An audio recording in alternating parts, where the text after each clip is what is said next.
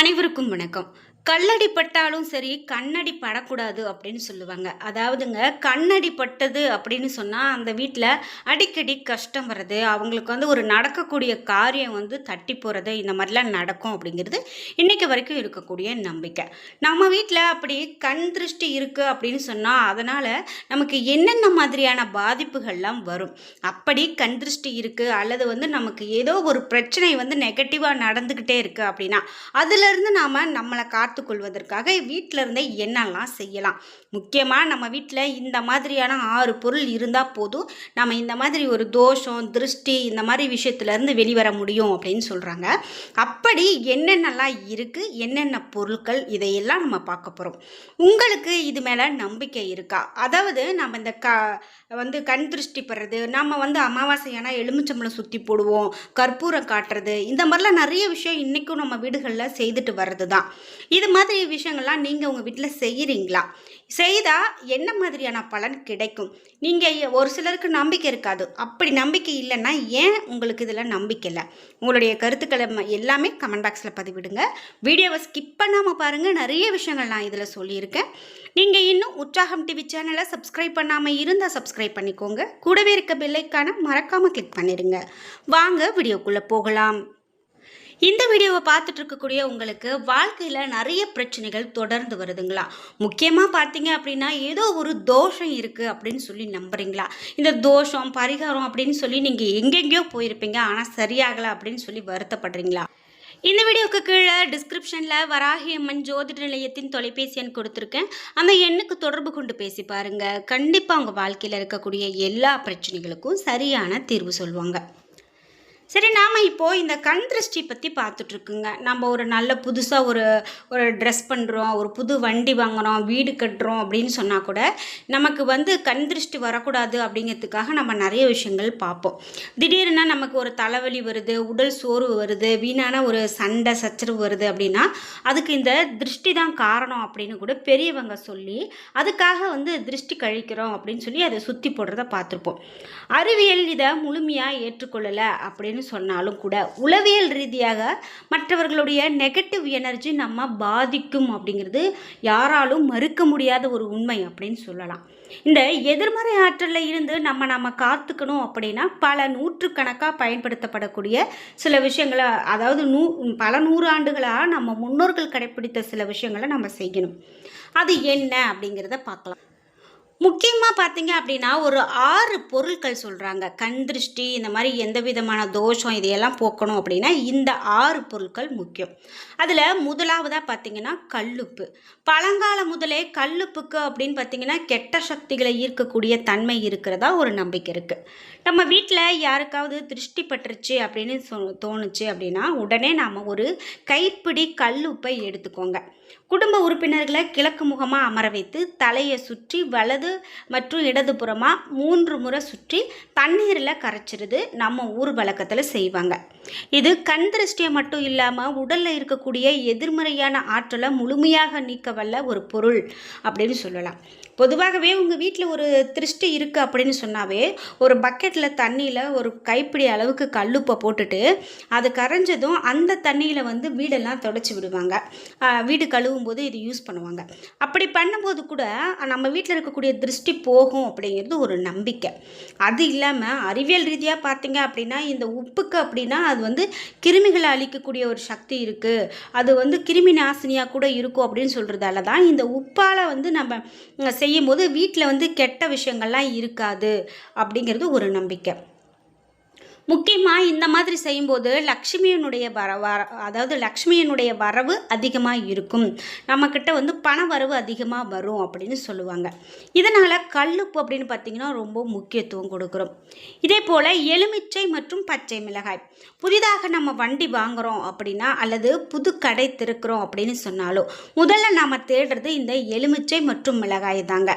அதாவது ஒரு கருப்பு கயிறில் இந்த எலுமிச்சையும் மிளகாயும் சேர்த்து வாசற்படியில் தொங்க விடுறதால நம்ம வீட்டுக்குள்ளே நுழையக்கூடிய கெட்ட எண்ணங்கள் அது வாசலோடு அப்படியே திரும்பி போயிடும் அப்படிங்கிறது ஐதீகம்.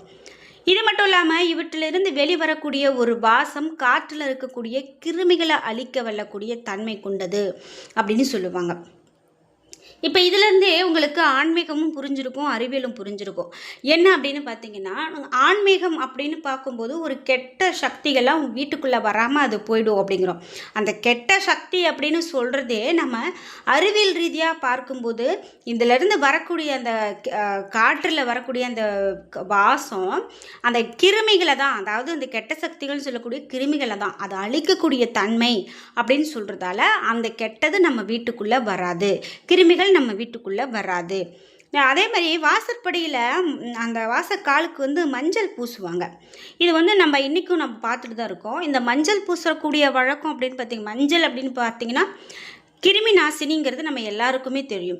அப்படி அந்த வாசற்படியை தாண்டி கிருமிகள் உள்ளே வரக்கூடாது அப்படிங்கிறதுக்காக அது ஒரு அறிவியலாக நம்ம எடுத்துக்கலாம்.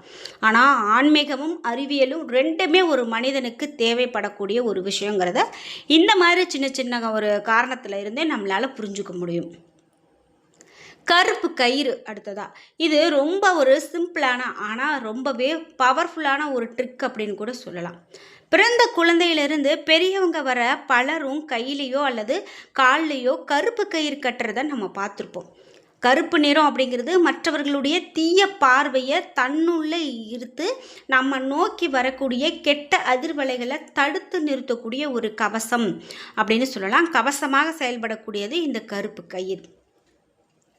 பொதுவாகவே இந்த நமக்கு வந்து கெட்ட எனர்ஜிகள் வந்து நம்ம உள் வாங்காமல் இருந்தோம் அப்படின்னாலே நிறைய நல்ல விஷயங்கள் நமக்கு நடக்கும் அப்படிங்கிறதுக்கு இது ஒரு உதாரணம். அந்த கெட்டது நம்ம மனசை வந்து தாக்காமல் இருக்கும்போது நிறைய விஷயங்கள் நம்ம நல்லதாக சிந்திப்போம், அதனால் நல்லது நடக்கும்.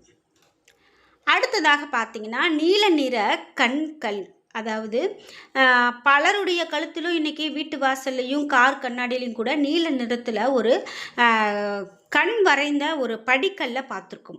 அதாவது கண் போன்றவே ஒரு படிக்கல் வச்சுருப்பாங்க. துருக்கி போன்ற நாடுகளில் இது உருவானது அப்படின்னு சொல்கிறாங்க. இப்போது நம்ம ஊர்லேயும் இது ரொம்பவே அதிகமான பேர் பயன்படுத்துகிறாங்க.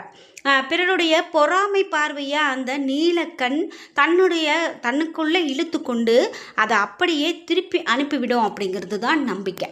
அதனால் இந்த நீல நிற கண்களும் இப்போது வந்து கண் திருஷ்டியை போக்கக்கூடிய ஒரு பொருளில் ஒன்றா இருக்குது அப்படின்னு கூட சொல்லலாம். அடுத்ததாக படிகாரம். படிகாரம் அப்படின்னு பார்த்திங்கன்னா காலகாலமாக நம்ம பயன்படுத்திட்டு வரக்கூடிய ஒரு பொருள் தான். இந்த படிகார கல்லை ஒரு கருப்பு துணியில் கட்டி வீட்டின் முன் நம்ம தொங்க விடுறது ஒரு சிறப்பான பாரம்பரிய வழக்கம் அப்படின்னு சொல்லலாம். நம்ம வீட்டுக்கு வரக்கூடிய நபர்களுடைய பொறாமை பார்வை இந்த கல்லின் மேலே படும்போது அது அந்த எண்ணங்களை ஈர்த்துக்கும்.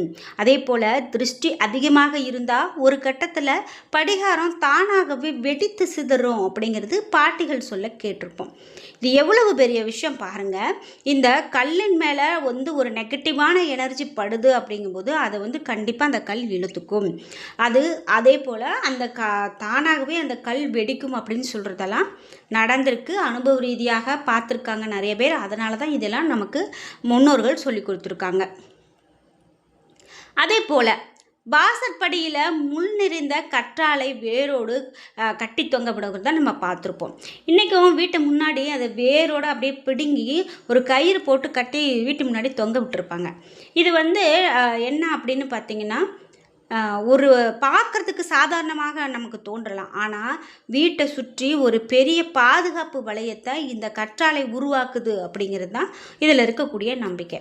கற்றாழை பல மாதங்கள் தண்ணி இல்லாமல் காற்றில் இருக்கக்கூடிய ஈரப்பதத்தை உறிஞ்சி உயிர் வாழக்கூடிய தன்மை கொண்டது. அதே போல் வீட்டின் மீது விழக்கூடிய கண் திருஷ்டியையும் இது முழுமையாக உறிஞ்சக்கூடியது அப்படின்னு சொல்லலாம். குறிப்பாக நம்ம முன்னோர்கள் காரணம் இல்லாமல் எந்த ஒரு விஷயத்தையும் செய்ய மாட்டாங்க அப்படிங்கிறத இந்த மாதிரியான விஷயங்களில் இருந்தே நம்மளால் புரிஞ்சுக்க முடியும். பல பேரும் இது சாதாரணமாக சொல்லிட்டு போகலாம், இதெல்லாம் ஒரு மூட நம்பிக்கைப்பா அப்படின்னு. ஆனால் இதில் எவ்வளவு பெரிய அறிவியல் இருக்குது அப்படிங்கிறதெல்லாம் நம்ம ஆராய்ந்து பார்க்கும்போது தான் தெரியுது. நம்ம வீட்டினுடைய நிம்மதிக்காக இந்த மாதிரியான சின்ன சின்ன விஷயங்களை பின்பற்றுறதுல எந்த விதமான தவறும் கிடையாதுங்க. எதிர்மறை எண்ணங்களை விலக்கி நேர்மறையாக வாழ்வோம் அப்படிங்கிறதுக்கு இதெல்லாம் ஒரு சாதாரணமான விஷயமா இருக்குது. என்ன நண்பர்களே, நீங்கள் இந்த மாதிரி உங்கள் வீட்டில் என்ன பொருள் பயன்படுத்தியிருக்கீங்க, இதில் உங்களுக்கு இருக்கக்கூடிய நம்பிக்கை அப்படின்னு எல்லாமே கமெண்ட் பாக்ஸில் பதிவிடுங்க. வீடியோ உங்களுக்கு ரொம்ப பயனுள்ளதாக இருந்திருக்கும். வீடியோ உங்களுக்கு பிடிச்சிருந்தால் லைக் பண்ணுங்கள், ஷேர் பண்ணுங்கள், கமெண்ட் பண்ணுங்கள். நீங்கள் இன்னும் உற்சாகம் டிவி சேனலை சப்ஸ்கிரைப் பண்ணாமல் இருந்தால் சப்ஸ்கிரைப் பண்ணிக்கோங்க. கூடவே இருக்க பெல் ஐக்கானை மறக்காமல் கிளிக் பண்ணிடுங்க. நன்றி வியூவர்ஸ்.